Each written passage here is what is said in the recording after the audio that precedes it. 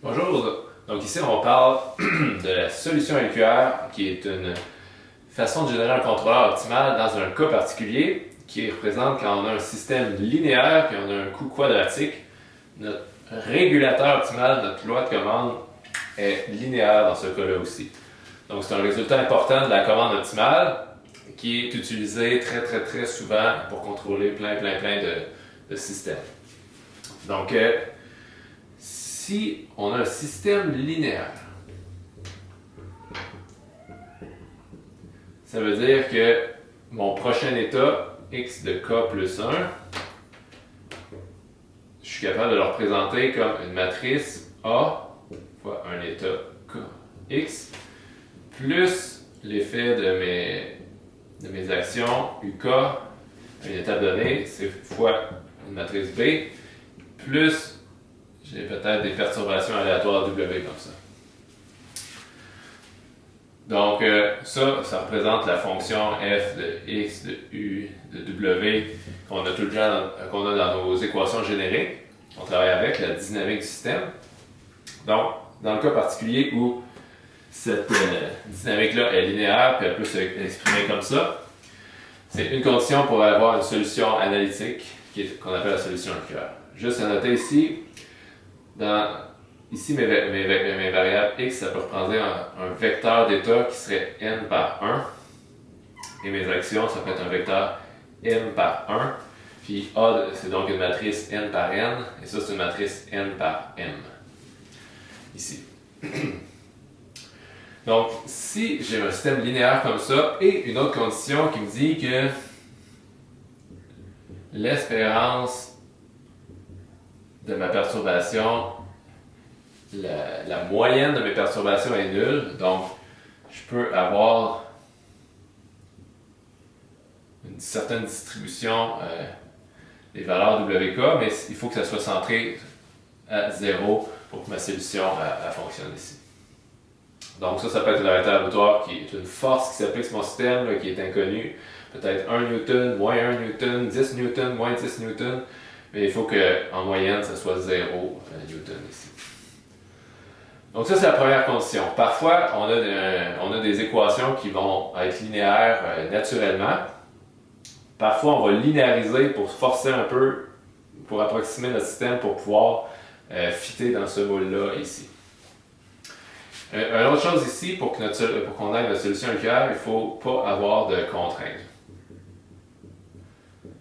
Donc, il faut que mes états x puis mes actions u, ce soit un continuum, ça peut prendre une valeur sans limite, là, il n'y a pas de contrainte sur l'ensemble de possibilités pour ces deux variables-là. Ensuite, ça c'est la partie L, système linéaire avec quelques conditions. Si on travaille avec un coût quadratique, qui est le format suivant, donc on veut minimiser un J qui est la somme de xk transpose q xk plus uk transpose rk uk. Donc la somme de coûts instantanés, ça c'est ce qu'on appelle de façon générique la fonction g de xu dans les équations génériques qu'on utilise. C'est le coût instantané additif. Et ici, je peux avoir un coût terminal aussi qui pourrait être différent si on veut,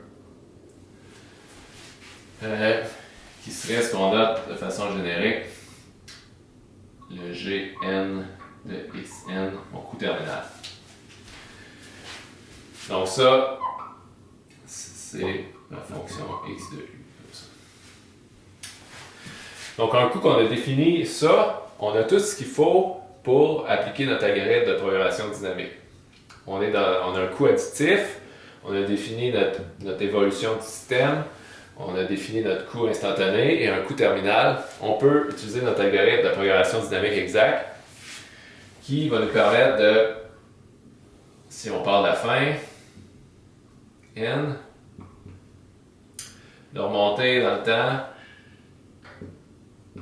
pour calculer notre coût à venir et nos actions optimales en même temps en partant de la fin. Donc si on regarde qu'est-ce que ça donnerait dans une situation comme ça. Le coût instantané de x à l'étape k, c'est le minimum de, en fonction de u. Là, j'ai deux choses dans mon équation. J'ai ici g de xu plus j de f de xu, qui représente le coût à venir du prochain état sur lequel je vais retrouver. Fait que si on substitue ici ce qu'on a, le premier terme là, ben, je l'ai ici, ça va être mon équation comme ça, plus u transpose ru. Donc ça c'est mon coût instantané qui représente lui, plus ici ma fonction j. Ben, pour la première étape qu'on part de la fin comme ça, on sait que J c'est mon coût terminal directement, donc Jn est égal à Gn pour la première étape. C'est notre prochain état transposé ma matrice ici qui représente le coût terminal fois mon prochain état ici comme ça. Donc ici, ce que je veux remplacer dans ces deux parenthèses-là, c'est x de k plus 1, qui est en fait mon équation de la dynamique ici, que j'ai ax plus bu plus w. Et ici, là, je ne l'ai pas noté, là, mais on prendrait ici en fait l'espérance de tout ça.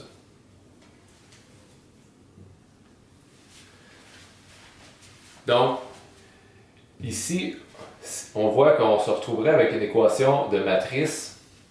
Et ce qui est la beauté du résultat LQR, c'est que quand on met cette équation-là ici, puis qu'on distribue nos termes, il y a certains termes qui s'annulent à cause de cette propriété-là.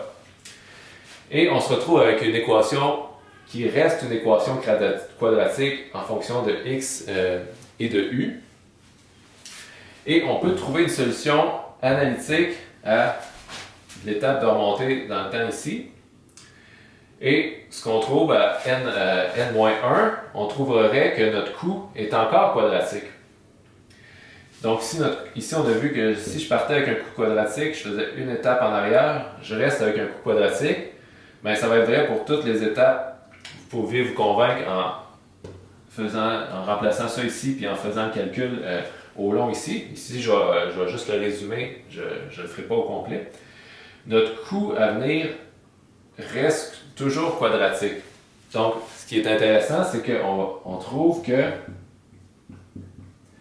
on peut écrire pour une étape arbitraire, notre coût, ça va être tout le temps notre vecteur x fois une matrice S fois x comme ça. Donc, un coût quadratique en fonction de x, plus il va y avoir une constante qui dépend en fait de comment nos perturbations sont dispersées, mais qui n'est pas influencée par notre état actuel x. Et donc, notre coût reste toujours quadratique. Et si on ferait cette étape-là au long, on se retrouverait que cette matrice S-là, ben, on peut la précalculer. Ici, ma matrice S, à la dernière étape, c'est tout simplement Qn. Et ensuite, je pourrais calculer Sn-1, Sn-2, etc. pour évaluer mon coût à venir ici. Et c'est avec cette équation-là ici qu'on pourrait faire ces sauts-là en arrière, qui serait directement ce qu'on trouverait si on ferait ça au long ici. Donc, ça, c'est un bon exercice à faire si vous voulez vous amuser à simplifier les équations de matrice. On remplace ça ici, on fait au long, on fait la minimisation. Vous allez trouver que on retrouve avec une équation qui nous calcule en fonction de S de K plus 1, qui se retrouve à plusieurs endroits. en fonction de S de K plus 1. Donc, l'étape d'après, on calcule le S de K de l'étape d'avant. Fait que ça nous permet de revenir et de calculer toutes nos matrices S de K. Et ça, on peut le faire hors ligne. On n'a pas besoin de connaître les X pour calculer toutes les S ici. Et en faisant notre minimisation ici, on trouve en parallèle automatiquement notre solution d'action optimale à prendre. Donc, on trouverait que notre contrôleur qui choisit l'action optimale à prendre en fonction de X, donc l'argument qui a minimisé ce truc-là, on trouverait que ça a la forme suivante. Ça serait une matrice K fois X comme ça. Donc, ça serait linéaire. Donc, ça, c'est la beauté de ce résultat-là, c'est qu'on a une loi linéaire qui est la loi optimale dans ce contexte-là. Et la matrice K, ici, j'ai simplifié une expression que quand on ferait la minimisation de ce truc-là, ce qu'on trouverait, c'est que K est égal à ça ici. Donc, pour calculer mes matrices de gain, en partant de la fin, je vais avoir besoin de connaître la matrice S de K plus 1 ici que j'ai besoin dans mon équation. Donc ça, ces deux étapes-là, je peux faire ça hors ligne, calculer mes S et mes K en même temps, et je vais savoir à toutes mes étapes, je vais déjà avoir en mémoire ma matrice K prête à exécuter. La seule opération que j'ai de faire en ligne, c'est de mesurer mes états X multiplié par ma matrice que j'ai en mémoire et d'exécuter l'action U qui va être optimale.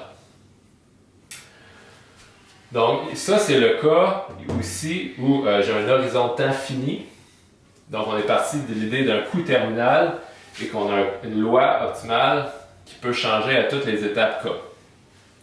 Et dans ce contexte-là, on peut même avoir un système qui varie dans le temps. Donc mes matrices A, B, Q, R, ça peut être des matrices différentes à toutes mes étapes de temps. Mais un cas particulier intéressant, c'est quand mes matrices A, B sont constantes. Même chose pour mes matrices de coût. Et si je m'intéresse au cas où n tend vers infini, donc ça voudrait dire j'ai un système stationnaire.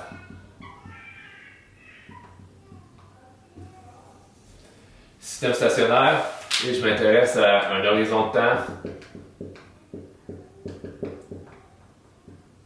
infini. Dans ce cas-ci, ce qui est intéressant, c'est qu'on va trouver que mon coût à venir va se stabiliser et ma matrice K aussi, ça va être stationnaire. Donc, je vais juste avoir une matrice qui n'est pas une fonction du temps ou des étapes. Une matrice que je vais dire constante de gain.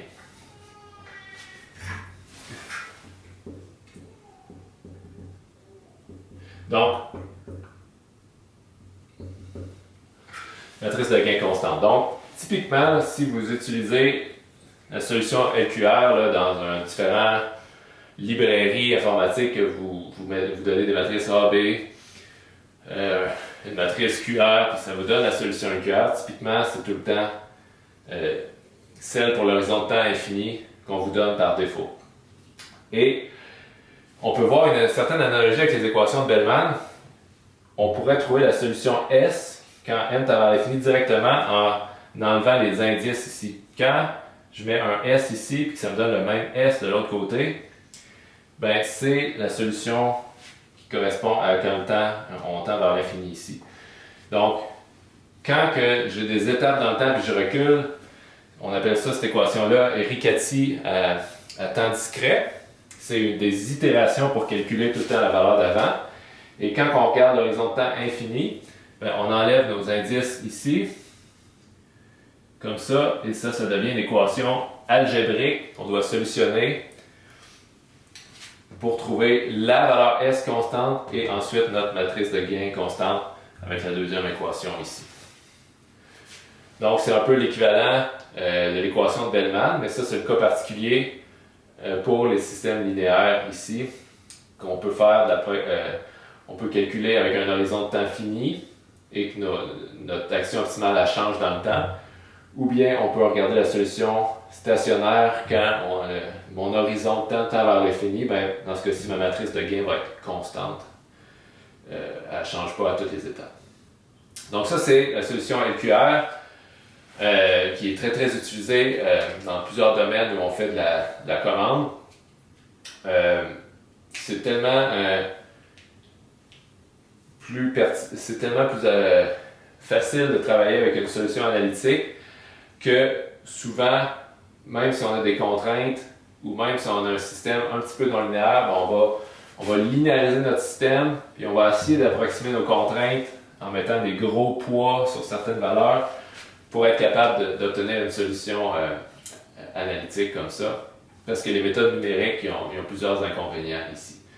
Donc ça arrive souvent qu'on fait plein de simplifications pour être capable de tomber sous ce format-là et obtenir la solution LQR comme ça.